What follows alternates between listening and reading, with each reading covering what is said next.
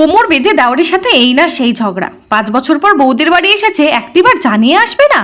আরে বৌদি এত রাগ কেন করছো? আমি তো তোমাদের সারপ্রাইজ দেওয়ার জন্য না জানিয়ে এসেছি। সারপ্রাইজ? সারপ্রাইজ না, তুমি আমায় টেনশনে ফেলে দিয়েছো।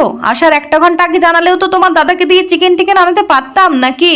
কোথায় 5 বছর পর দেওর এলো, এই বিকেলবেলা করে চায়ের সাথে চিকেন পকোড়া বানিয়ে দেবো তা না, তার উপর পড়েছে মঙ্গলবার, ডিম টিম কিচ্ছু ঘরে রাখা নেই। কি গো শুনছো? তোমার গুণধর ভাইটিকে চায়ের সাথে শুধু বিস্কিটে দিলাম, পরে আবার আমায় নিয়ে কথা যেন না হয় বৌদি শুধু চা বিস্কিট খাইয়েছে। সে তো হাসি মুখে দিব্যি চা বিস্কিট খেয়ে নিল, কিন্তু আমার মনটা বড্ড খুঁতখুত করছে। ঠিক পরে এইটা নিয়ে কথা হবে। বৌদি আমার ভীষণ কুড়ে, 10-15 মিনিট ধরে রান্নাঘর তছনছ করে হাতে হলো একটি বাঁধাকপি।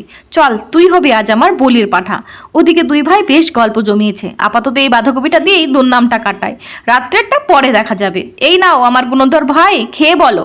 কি বৌদি, চিকেন পকোড়া? না, তোমার মুন্ডুর পকোড়া।